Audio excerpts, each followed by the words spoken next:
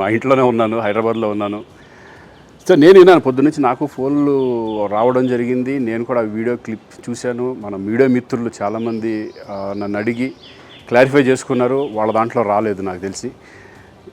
చాలా ఇట్లా శ్రీకాంత్ ఇలా బెంగళూరులో రేవ్ పార్టీకి వెళ్ళాడు, హేమ వెళ్ళింది, ఈ టైప్లో ఏవో వచ్చినాయి. నిజంగా నాకు నవ్వు వచ్చింది. ఇంట్లో వాళ్ళందరూ నవ్వుకున్నాం. ఇదేంటిది, మొన్న ఏమో విడాకులు ఇచ్చి పిచ్చేశారు నా భార్యతో, ఈరోజేమో రేవ్ పార్టీలకి వెళ్ళాడు అని వచ్చేసినాయి. కానీ ఒకటి, వాళ్ళు కొంచెం తొందరపడ్డంలో ఇది లేదనిపించింది. ఎందుకంటే వాడెవడో, అతను ఎవరో కానీ కొంచెం నాలాగా ఉన్నాడు. వాడు కొంచెం ఇలా కప్పుకొని, అది గెడ్డం ఉంది, బట్ ఇప్పుడు గెడ్డం నాకు లేదు అని, బట్ గెడ్డంతో నేను షాక్ అయ్యాను. ఇదేంటిది నాలాగా ఉన్నాడు ఏంటి అని నేనే షాక్ అయ్యాను. సో దయచేసి ఎవరు నమ్మొద్దు. ఎందుకంటే రేవ్ పార్టీలకి వెళ్ళే కల్చర్ నాది కాదు, పబ్ కల్చర్ మనిషిని కాదు నేను. ఒక్కోసారి బర్త్డే పార్టీలకి వెళ్తాము, ఒకవేళ తెలియకుండా ఏదైనా వెళ్ళినా ఒక హాఫ్ అన్ అవర్ నుండి వచ్చేస్తాను తప్పితే అటువంటి ఏమీ లేదు. రేవ్ పార్టీ ఎలా ఉంటుందో కూడా నాకు తెలియదు. సో దయచేసి ఎవ్వరూ ఈ విషయాన్ని నమ్మొద్దు.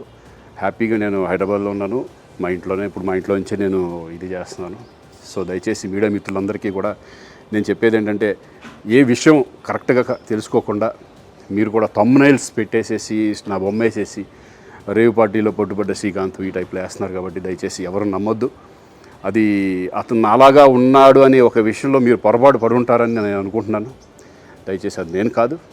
Thank you. ఇటువంటివన్నీ కూడా నిజంగా కొంతమంది వాళ్ళందరికీ నిజంగా థ్యాంక్స్ చెప్పుకుంటున్నాను నేను. కొంతమంది మీడియా మిత్రులు నాకు డైరెక్ట్గా తెలుసు కాబట్టి, వాళ్ళ ఫ్రెండ్స్ లాగా నన్ను ఇచ్చేస్తారు కాబట్టి, వాళ్ళందరూ నన్ను డైరెక్ట్గా అడగడం, నేను చూసి ఇద్దరు నవ్వుకోవడం, వాళ్ళు వాళ్ళ దాంట్లో వేయకుండా చూశారు కొంతమంది. వాళ్ళందరూ కూడా నేను థ్యాంక్స్ చెప్పుకుంటున్నాను. దయచేసి ఇవన్నీ నమ్మొద్దు.